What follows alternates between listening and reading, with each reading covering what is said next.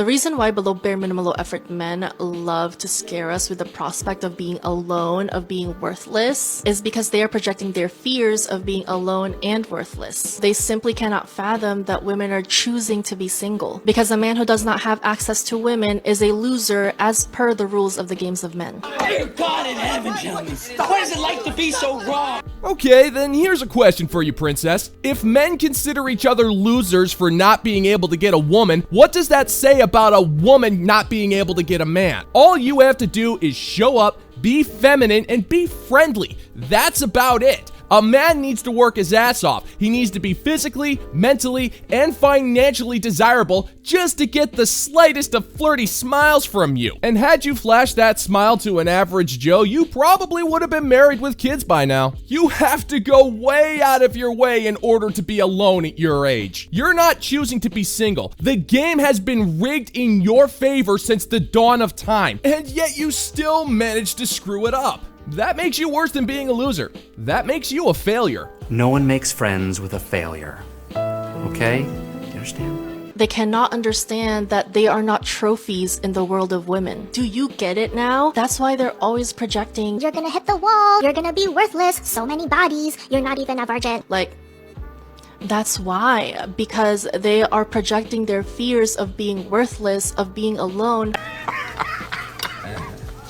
That is without a doubt the dumbest thing I've ever heard. Woman, just because you spent your life playing musical chairs with Chad's bed doesn't make you an expert on men. If anything, it means you know next to nothing about us. Men spend a majority of their lives in solitude. We're born by it, molded by it, and that's why brotherhood is a sacred trust and sisterhood is a cult of backstabbing psychopaths who will ruin another person's life simply over a pair of shoes. We don't fear being alone because it allows us to be self-sufficient, embrace our masculinity, and grow a form of self-worth that you are incapable of comprehending. That's why we continue to be desirable as we age and you become worthless after 35 because your femininity, your looks, and your ovaries have withered away into a toxic mass of uselessness. I read this TikTok and I'll credit her here. She said that men love to scare women about hitting the wall because they're projecting their own fears of being at the wall, because men are born at the wall. Then they have to prove themselves to get out of the wall. Do you get it now? So they're always projecting their fears onto women about hitting the wall because they are at the wall. Bestie, I'm telling you, there is no wall for women. Women are desirable at any and all ages. Now you know.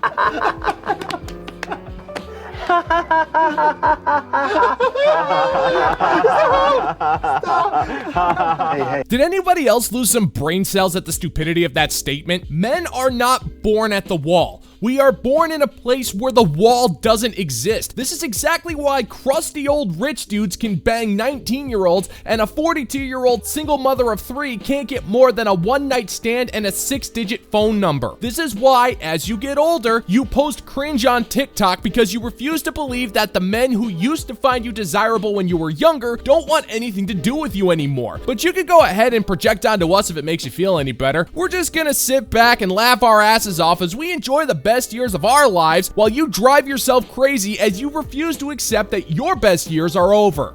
Pretty sure I'm getting stood up right now. This guy said he was gonna be here at 6:30 and he was like, I have a busy schedule, so I'm gonna come at 6. And I was like, I'm not gonna be ready at 6 and I'm also a busy girl. Work around me, figure it the fuck out, or don't see me. If you want to, you will. No. No, man. Shit, no, man. I believe you get your ass kicked saying something like that, man. Okay, so if you actually talk to your potential date that way, don't be surprised if he decides to go home to play some Elder Scrolls. I know it's hard to believe, but a lot of men don't actually want to be disrespected, especially by a woman they're interested in dating. There's several ways to handle a sudden change in scheduling that can be done in a respectful and graceful manner, but you decided that being an aggressive boss bae was the only option. But if you're going to disrespect a man over something as minor as a scheduling issue, then don't be surprised if he finds a better way to spend his valuable time, like arguing on forums over Soviet calculators. Trust me, that's a thing. They get kind of aggressive. He was like, 6:30's fine. We hung up the phone. I gave him my address, heard nothing from him, so I said, let me know when you're 5 minutes away. He has not texted me at all. Some people may say wait an hour, but I will not wait an hour for anyone. I won't even wait an hour for myself. So why am I gonna give him the time of day when someone shows you who they truly are, believe it? And like, this is not a man of his word. He is not a timely man. I don't with either of those things. Nobody cares what you think. Lady, you're confusing me here. You're saying that you are a busy woman and you don't have time to waste, and yet here you stand wasting time posting complaints about a dude who stood you up on TikTok. You said that you don't even wait an hour for yourself, and I don't even know what that means. Do you have a clone that's constantly late or something? Hell, I'm even willing to wager 50 intergalactic space bucks in the form of a money order that if that dude showed up at your doorstep right now, you would go out on a date with him this instant. Let's just be honest. You have nothing better to do with your time, and you will never pass up a free dinner. But it sounds to me like this dude would split the check 50-50. So the joke's on you either way. Clearly not a communicator. Like, if he was truly running late or something, text me that, you know? But if you're not gonna text me, how am I supposed to know? I'm just gonna automatically assume you're not interested. And I think there's nothing wrong with that. A year ago, I would have made this all about me, let the victim complex run, say it's my fault, I'm too much, I'm not good enough, I did something. But it's truly not about that. It's just like, sometimes it's really not meant to work out with some people, and you'll find the right person, but I'm not gonna sit here making excuses for you, waiting for you to be a better guy. Because truly, if they want to, they will. And he does not want to, and that's totally fine. I'm not interested. Sorry, I have standards. Oh, really? That's just it, you thick-headed copper top. This dude wanted to take you out on a date. He was communicating with you. He was doing all of the things you wanted, but you shot him down anyway because he wanted to know if he could change the time of the date by 30 minutes. Now, if he was truly rude to you, that would be one thing. But if that was the case, you wouldn't feel the need to play the victim while making a vain attempt to appear like it doesn't bother you. So I'm inclined to believe that your rude and aggressive behavior was enough to turn this poor dude off so much that he wasn't even up for a round of playtime with your murky slime gorge of outright failure. I'm a little pissy. I get this text from my father-in-law. My father-in-law, not my husband, my father-in-law. I get this. When you get home tonight, I need you to clean off all the kitchen counters, put the tools in the utility room, put the trash on the front porch, and sweep and vacuum all the hard surface floors. That would help Jake and I for tomorrow. Thank you very much in advance. You are the best. Mind you, I did not build this house. My husband and my father-in-law built it, mainly my husband. I am very grateful for that. But this is what I come home to after working an entire shift on my feet all day that I now have to clean, even though I did not make this mess. Look at it. I now have to pick up everything off the floor, all of it. I have to clean this entire island, put all of their tools away, clean the entire, everything off the floor.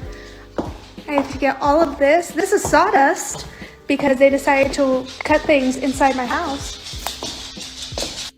And I have to get this all done tonight before my husband gets home so I can spend time with him. And Yeah, that looks like a mess, but it shouldn't take more than an hour to clean up, hour and a half tops. But judging from your attire, I'm gonna think you either work at a mall kiosk or in an office somewhere. Now, I won't deny that working in an office can be tiresome, but that's nothing in comparison to the physical exertion it requires to literally build a house. It doesn't matter that you didn't make the mess. If anything, that makes you look worse because you're not willing to contribute anything to the building of this house. You won't lift a finger to help, but you are willing to lift a finger to try and shame your entire family simply because you were inconvenienced to a minor degree. So last night I did not clean the house. You guys really opened my eyes and made me see that like this was not my problem. It's not my thing. There's so much. I bitched to my husband last night and told him that I was really pissed off. And so I get home today and this is what I come home to. A fully cleaned house. They have a little bit of stuff right here, but that's fine. That's it. They organized all their tools and I didn't have to do a single thing. Either they got the message that was super disrespectful, or they think I'm completely incompetent and they won't ever ask me to do anything again. Either way, win for me. oh, girl, you get it, girl. You hear that? You got it, girl. Oh, they received a message all right. The message is that you're an ungrateful floozy that would rather treat her husband like trash as opposed to lend a helping hand when he needed one. The ask was not that big. They cleaned up after themselves not to spite you, but rather because they needed a clean workspace and to do it themselves because you are not performing to your duties as a wife. This is not a win. All you did was disrespect the men who are putting their time, energy, and money into literally building you a house. All you've done is alienate your husband and piss off his father. And to add insult to injury, you are bragging about this on the internet as if this is some type of victory for you. Trust me, it's not. You know that. Of course I do, sir. Everybody knows that. Of course we do, sir. This is the update. It's not a good one. It's not a fun one. It actually really sucks. But I'm going to keep it short and sweet. We had a long conversation a couple days ago, my husband and I, and we've come to the conclusion that the best thing for both of us is for this to end. So we are getting a divorce. We've been separated for the past couple days, obviously. We just have to put the legal actions into motion. But yes, we are getting a divorce. I feel shocked. You could tell when she started complaining about the mess that the marriage was on the ropes already. Odds are she was constantly nagging him to do more and more while demanding she does less and less, and it's hard to give a woman the princess treatment when all she does is act like a spoiled brat. Traditionally speaking, if people got married, that was a lifelong commitment. You stuck with each other through thick and thin, through the good times and the bad. You had to make compromises and would do everything you could to keep things stable. A lot of this drama could have been avoided if she simply knew when to shut up and pick up a broom every once in a while. But I honestly wish her ex-husband the best of luck. He's probably in for a lot of hardship, but I'm willing to say he's better off. Because it is said, every time a boss bitch gets a divorce, a simp gains his wings.